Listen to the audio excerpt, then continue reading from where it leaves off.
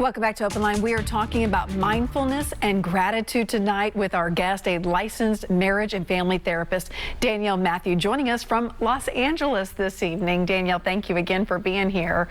This is such an important topic, and I want to jump into the mindfulness part of it. Some people might think, oh, that's so new age. You know, you hear it thrown out here and there. We should be more mindful and very zen. But this has been around a long time. How do you define mindfulness? The way I define mindfulness is it's like being in the moment, right? And not thinking ahead of everything else that you have to do, and just really being with what you're feeling and thinking, and not stressing about the future, and really being able to take some deep breaths. It's very interesting because when we just sit with ourselves, and sometimes the way we begin doing that is by taking deep breaths. And I teach people all the time how to actually take a really good deep breath, which is you breathe in slowly and you breathe out slowly. And we do it like 10 times. And once we do that, we can center ourselves to really be in the moment. A lot of people talk about all their fears and worries about the future. Even kids do, about all the things that they have to do and all their stressors, right? Whether it's homework or college applications or going for a tournament for a game that they're in for sports, but really getting them centered in the moment to what they're feeling. And sometimes it's also about getting them in touch with their body. And that's why I like the deep breathing as well, because it really helps keep people in one space. I also like meditation. Some of the kids that I work with love meditation, and certain apps like the Calm app as an example are great. They're short meditations, and you can pick and choose what you like, and it can really help center people so they can get ready to just be in the moment versus thinking about what they have ahead of them and what the future is bringing, because that brings anxiety and floods a lot of people, and it doesn't help them really focus on what they need in that moment. So I'm a big believer of it. And even sometimes with adults, we give a quote, right? And we talk about, hey, what does that quote mean? And we do it as a way to bring them back to the moment. So, you know, they're thinking about other things. Let's say it's a parent, right? And putting them in a place where they can also either take a deep breath or look at something profound to help center them. Because it's really about that centering of emotion to help them really feel in the moment. As a working mom, I can easily say, and I am guilty of being kind of addicted to being busy. And when you are challenged to stop and be in the moment and center yourself, I have found myself being very resistant to that, because it can be scary to be in that place, right? It can, because we don't want to forget, and we think we're so overwhelmed. But you'll be surprised, the more you're in the moment with yourself and with others, you really connect better. I've noticed that over time as I've worked with parents and adolescents in my practice, and as we do in our Child Parent Educator Collective. And, you know, it's really about centering and helping people focus. One of the other things I do a lot of is the family dinner or the family meetings weekly, right? Because when you have a weekly family meeting, you're talking about the family, and everyone gets to go around and hold like a talking stick and say, hey, what's going on this week? How are you feeling? And it is a way to help center people and families to really be more in the moment and connecting to each other, not to their phones, not to social media. And I think it can work really well. That is a great idea. Tell me more about this talking stick, because I have 2 little boys, and sitting down at the table and trying to get them off devices and engaged. There's, you know, if I say no devices, they say, okay, well, let's play a game. And I'm like, I just want to talk. So tell me more about this practice. I love it. So you can make it playful. You can do a broom, you can do a puppet, you can do any little object you want. But when that person is holding that object, they get to be the only one talking, and everyone has to focus on what's going on with them.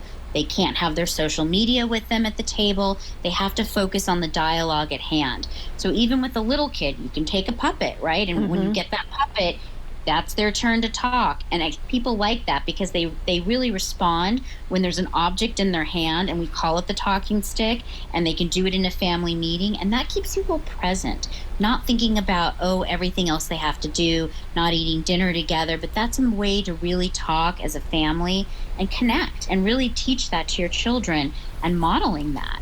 Okay, I'm writing it down. Talking stick. We're going to do it. I like it. Thank you. You've already given me one great idea.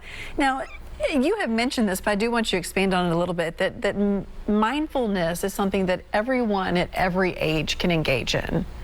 Yes. Yes, every age can. Little kids can. We can give them, little stories to focus on and close their eyes. They can learn how to take deep breaths. Then we have adults who can do meditation. I have a lot of my clients who like short meditations. It really helps focus them, maybe in the morning and one in the night, right? Because you are starting your day and you're ending your day and you want to decompress. There's also something called the gratitude jar. I love that. I love that for any age, where you put something in once a day that you're grateful for in your life. And you stick it in that jar and you can take them out and look at them at any time that you want. And it's so powerful because it reminds you of what you have in your life that feels really good. And any age can do that. I like that one as well. I really do.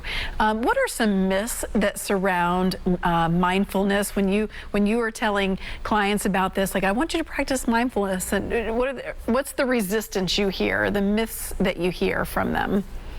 It's almost that idea of having to meditate or having to be really zen, and it's like those old ideas of what that really means. And so some of the resistance is they can't go to that place, they can't get zen, and so how is that going to really work for them? And that's when we talk about other practices like the gratitude jar, like just being in the moment and taking the deep breaths to really focus. And it really helps people stay connected to themselves. And so, but initially they'll think, oh, I have to meditate. Oh, I have to do this. No, I can't do that. I can't be in the moment. But really, once we try other things, it's amazing. We do it with parents in our parent lectures that we do. We can do it with teachers. We can do it with kids. It's fascinating. Do you see it work in the classroom as well? Have you ever studied, what happens in the classroom setting when maybe a class engages in mindfulness? I think it can be great because it's interesting, and it depends on the age level too of what you do. So whatever is age appropriate. So sometimes the littler kids are going to do different activities than middle school and high school. And what I've seen with some of my clients, and they'll come back and talk about their classroom experiences, is it can be really helpful to calm them down in the moment, especially those deep breaths and maybe refocusing of attention. That's another one, because if we're focused on so many things, it's really hard for people to stay on one topic. And so sometimes we have to refocus, especially when we're starting to get flooded and overwhelmed, and then we can come back around and take deep breaths. And I think we can teach that to the kids, and I see that in classrooms. You've talked about that stronger focus. What are some of the other benefits that you see from folks who really make meditation part of their life? I see such a difference even in my adolescent clients. Like, they really get value from it because they figure out a way to calm the mind, because on a day-to-day life, we're all going at 100 miles per hour. We don't really stop and smell the roses. It's really hard, right? Yeah. Like, we really have a hard time with it. And so we have to really push ourselves.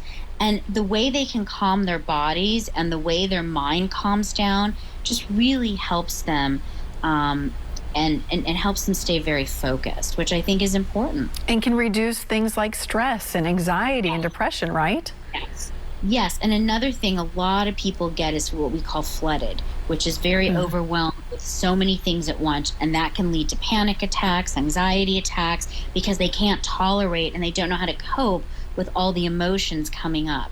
So we really work on ways to help calm that, with refocusing their attention, with helping them with the deep breathing skills, with doing, meditation skills. There's so many ways to help calm that flooded feeling. And I think a lot of people, especially probably right now after the last couple of years with all the events happening in the world, right? They need to feel more calm again because so much has been so uncertain. Very much so. Well, I think we're providing a little good news, and I hope people are receiving that tonight. When we come back, we're going to continue this conversation about mindfulness and gratitude. Stay with us.